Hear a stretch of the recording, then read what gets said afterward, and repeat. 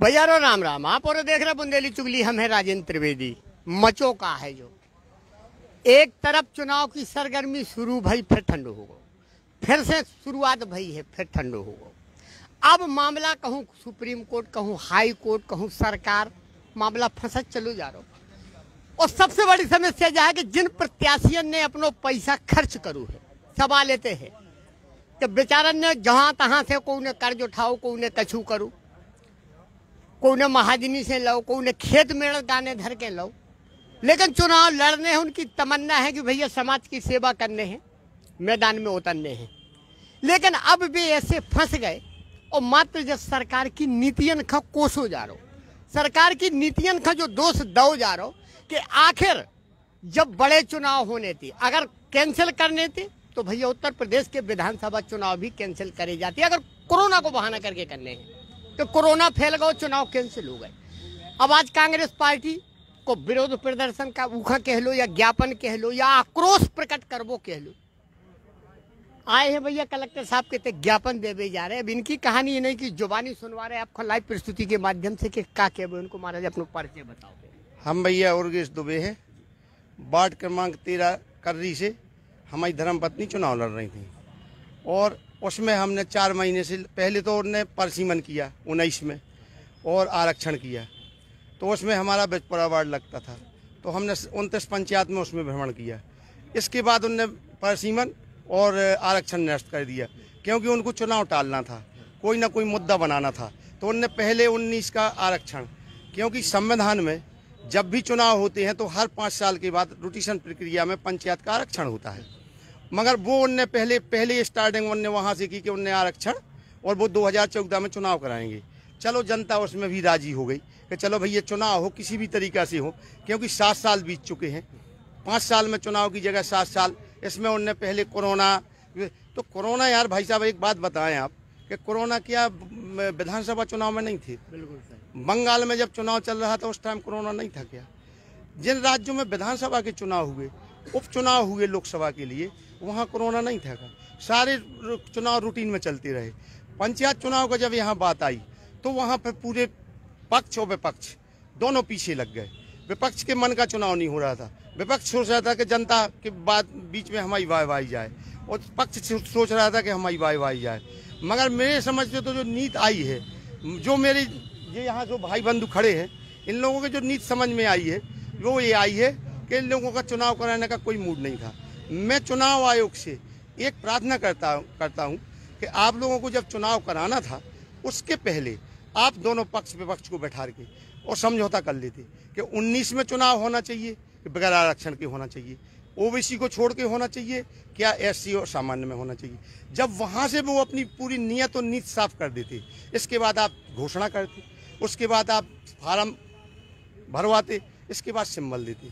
First चुनाव 6 जनवरी को था, हम लोगों के फार्म की लास्ट डेट 20 तारीख थी। आप बताइए कितने दिन थे? 16 दिन। 16 दिन हम रूटीन प्रक्रिया में चलते रहे। हमको प्रचार करने का 9 दिन का मौका था। आनंद फानंद में लोगों ने पर्चे छपवाए, पंपलेट छपवाए, पूरी चुनाव की तैयारी की, हर जगह मिलना जुलना चालू किया, सबसे अपना जनसंपर्क किया कि भैया हमको वोट देना। हमको वो तो चुनावी मैदान होता है तो उसमें एक दूसरे का प्रतिद्वंदी होता है। और जब आज चुनाव खारिज हो गया तो सभी हमारे भाई इकट्ठे हो गए हैं। क्योंकि लेकिन एक सवाल है आपसे कि का जैसे जो सरकार ने संशोधन के लाने कही तो विपक्ष मुखर काय निभाओ, विपक्ष को सामने आओ चाहिए, विपक्ष का हंगामा करो चाहिए। आखिर ऐसा काय विपक्ष में फूट आती है, विपक्ष कमजोर है? नहीं, विपक्ष ने यही कहा था कि आप चुनाव संविधान के अनुसार करवाएं और माननीय सर्वोच्च न्यायालय का आदेश यही हुआ था। 17 तारीख को या 9 तारीख को आदेश किया था कि आप संविधान के दायरे में चुनाव कराएं। उनने चुनाव आयोग से कहा था, उनने नेताओं की बात पे और पार्टी पक्ष विपक्ष पे कोई ध्यान नहीं दिया। उनने चुनाव आयोग से स्पष्ट किया था कि आप संविधान के दायरे में चुनाव करवाएं, आप आरक्षण करके चुनाव लें। फिर वहाँ एक ओबीसी का मुद्दा उठाया, जिसने भी उठाया हो, तो उन्होंने कहा ठीक है ओबीसी का आप छोड़ दीजिए, आप जो एससी और सामान्य के वर्ग की सीटों का चुनाव कराइए, इनकी जनसंख्या की वो करके और इनका चुनाव लास्ट चरण में करा दीजिए। तो चुनाव प्रक्रिया रुकवाने के लिए ही पूरा षड्यंत्र था, ना कि ओबीसी। भाई आप ये बात बताएं, ओबीसी का हमारे मध्य प्रदेश में कम से कम 50% के ऊपर जनसंख्या है, उसमें हमें सभी वर्ग के लोग आते हैं, तो उनको अनदेखी करके चुनाव क्यों कराया जा रहा था? लेकिन कोर्ट ने कई 14% लेके चुनाव करवा दूं, 14% लेके चुनाव करवा दूं। और ओबीसी वाले कह रहे कि जितनो आरक्षण हमें 27% मिलो है, 27% लेके चुनाव हुई है, नहीं तो ना हुई है, तो एक पे जो भी फंसे इको का हल है। नहीं भैया, एक बात अपन आपसे बताएं, हम लोगों न पतो न हुई है, 1994 में पंचायती राज हुआ था। उस टाइम पे उसी एक्ट के तहत अध्यादेश लाके माननीय राजीव गांधी जी ने 25% आरक्षण ओबीसी को दिया था। वो एक्ट है और वो केंद्र से पास हुआ था, आपको बता दें। तो आप वो क्यों नहीं मान रहे हो? फिर कमलनाथ जी की सरकार आई, उन्होंने 27% कर दिया। तो आप ये बताओ कि 50% की आबादी में यदि 27% का आरक्षण दे रहे थे, उसमें आप लोगों को क्या परेशानी थी? आप लोगों को उसमें ऑब्जेक्शन नहीं लगाना चाहिए, आप लोगों को उसमें संशोधन करना था। लेकिन स्वराज सरकार ने अब घोषणा करी कि हम ओबीसी का लेके चुनाव करा, भी बगैर ओबीसी के चुनाव ना हुई। ये चीज का दबाव में आके करोगे कि कांग्रेस को दबाव आगो? नहीं नहीं नहीं नहीं, दबाव सत्ता पक्ष का होगा, विपक्ष का होगा। आप हमको जी विपक्ष जब हावी हुई है तो सत्ता पक्ष का भी दबने पड़ा, बफरते विपक्ष हावी हुए। विपक्ष को विपक्ष करना आता ही नहीं है। यदि विपक्ष करना आता होता ना तो शासन बहुत अच्छा चलता है। एक तरह की एक छत्र एक मनमानी चल रही है। मैं तो माननीय केंद्रीय दल से और राज्य दल से एक निवेदन करूंगा कि आप तो उत्तर कोरिया जाएं और वहां किंगजोन है, उसका अध्यादेश लाएं और एक शासक और एक आदमी शासन करे। जब कोई तो आपको चुनाव नहीं कराना, जनता का चुनाव, ये कुछ जनता का चुनाव था भाई साहब। इसमें आप लोगों को इतनी बड़ा कदम नहीं उठाना चाहिए। अब आप लोगों की मांग का? हम लोगों की मांग सिर्फ ये है कि जो चुनाव प्रक्रिया चल रही थी उसको एकदम से जिस तरीका से आपने एकदम से जैसी आपने बुंदेलखंड में कहा होता है कि डब्बी सी बुझ गई, सो डब्बी सी बुझा दी उनने हम, बोले चुनाव निरस्त। अब अगली तारीख तो उनने हमें दौड़िया, अगलो टाइम तो दौड़िया के टाइम में हम तुम का कर भी कि फीस वापस की उनने कह दी भैया। अब जो बताओ आप हमें कि हमें फार्म भरवाई, वकील ने 1000 लाए, नोटरी कराई 1000 दे, के बाद हमने ऑनलाइन कराई 1000 दे। अब 3000 रुपया तो हमारे हो गए, फार्म तो 2000 को मिलो, डब्बी बुझाई गई, डब्बी सी बुझा दी गई। और आप जो बताओ कि 5 दिनों तक हर आदमी अपने गांव से भगो छतरपुर फार्म तैयार कराए गए।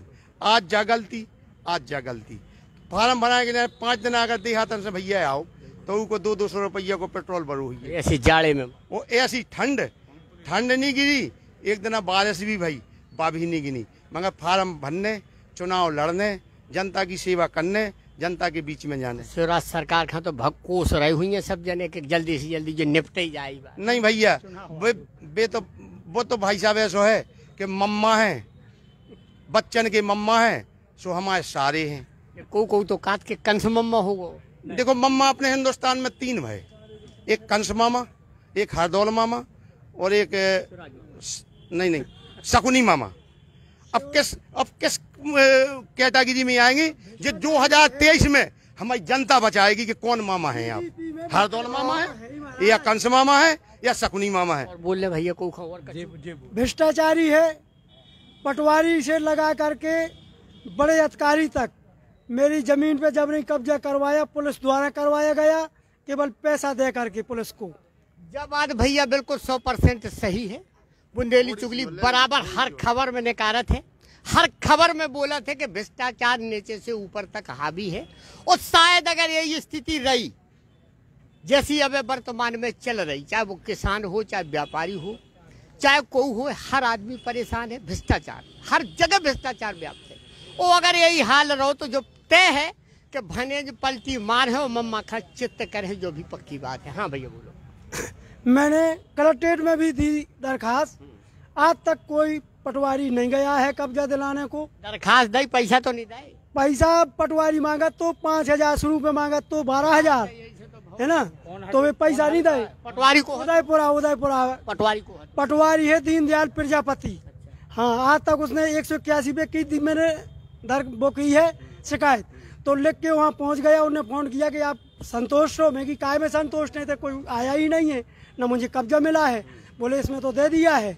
हमने कहा दे दिया है तो कोई बलात्कारी आन के चेक कर जावे, यदि हम गुनाहगार हैं तो हमें जेल भी भेज दिया जाए, नहीं तो उस पटवारी को भेजा जाए जेल। जो फर्जी लिख के देता है 181 को निराकरण भी होगा, और कागज में हो गया, लेकिन तुम्हें पता नहीं चला? नहीं, कोई नहीं आया। जो फर्जी वाला भैया पूरे जिला में चल रहा हो, 181 मुख्यमंत्री को जो चूतिया बनावे वालों जैसी जन सुनवाई लगे जा, सिर्फ चूतिया बनावो, बेवकूफ बनावो है कि जितने आवेदन आउथे में कोई पढ़त भी नहीं है, फाड़ के फेंक दे यार। जो एक मात्र एक दिखावा है जन सुनवाई को, और ऐसे ही 181 को हाल है। नाम जरूर है मुख्यमंत्री हेल्पलाइन है, लेकिन अगर उनमें कोई शिकायत कर दे तो इतना दबाव बना दो जात, इतना दबाव बनाओ जात, और बस शिकायत अपने आप खत्म हो जात, अपने आप वापस हो जात। मर्जी जाके इससे बात करना, यदि न आवे अब कोई अधिकारी तो इस पे फोन से बात करना। तो हमें बाद में मिलो, बाद में मिलो तो हमें। तो भैया अब ये जा रहे ज्ञापन दे दे कलेक्टर साहब लो, तो जब बुंदेली चुगली की हम भैया हाँ बहुत कछू है, बहुत कछू बताएं कि लाने हैं, कि बहुत कछू है बताएं कि लाने। तो भैया एक बात बताओ, अबे हमने पेपर में पढ़ो तो कि गवर्नमेंट को खर्चा 1500 करोड़ रुपया चुनाव की तैयारी करेंगे लाने, और चुनाव भाव नहीं है। अब 1500 करोड़ की चेक ना तो पक्ष काट देना ना विपक्ष काट देना। बता जे पटवारी तहसीलदार पुलिस वाले जब सब खा रहे भ्रष्टाचार मचो तो पहुंचो 15 करोड़ ऐसे तो वसूल तो 15 करोड़ रुपया भाई साहब हमारी लोगन आपसे वसूल होने, महंगाई के रूप में हर चीज पे टैक्स, हर चीज पे महंगाई, डीजल पेट्रोल कहाँ पहुँच रहे। अब कपड़ा में होगा 7 से 12, जूता चप्पल में होगा। अरे भाई साहब अगर यही नीति चलती रही तो अभी जो बदन में कपड़े पहन के हम लोग आए हैं ये भी उतर जाएंगे हम लोगों की। तो हम यही अनुरोध करते हैं कि भैया देश को बचाओ, हिंदुस्तान को बचाओ, और इसमें निर्वाचन आयोग की हम बार बार अनुरोध करेंगे, बार बार विनम्र निवेदन करेंगे कि आप जो भी चुनाव कराएं साफ स्वच्छ कराएं, किसी के दबाव में सोच समझ के कराएं, किसी के दबाव में ना आए। चुनाव आयोग ने काफी हम लोगों की मदद की, उनने किसी की बात नहीं मानी, सर्वोच्च न्यायालय तक उनने चुनाव हमारा निरस्त नहीं किया था। जब केंद्रीय दल वहां आ गया कि नहीं 4 महीने के लिए चुनाव रोका जाए, तब दबाव में आके या जो कुछ भी हो भगवान जाने। मैं तो सम्मान करता हूं माननीय सर्वोच्च न्यायालय का। मतलब जो जी की लठिया वही की भैंस, अब हम लोगों को तो यही लग रहा है, मतलब ये कहा यही लग रहा है भैया। तो हमारा तो यही अनुरोध है कि देश बचाओ, महंगाई बचाओ और जनता हम बचाओ। जय हिंद, जय भारत। तो भैया अब आपने लाइव परिस्थिति के माध्यम से देखी जो पूरी खबर, और एक खबर जरूर बेचाराधीन है, तो तुम अब कलेक्ट्रेट जाइयो, ठीक है? आओ हमारे पास हम कागज नहीं लेंगे, तो ठीक है, बाद में मिलियो, फिर हम कोनो खबर लेके आप लोगों के बीच में हाजिर होगी। तब तक के लाने सब जन का हमारी राम राम।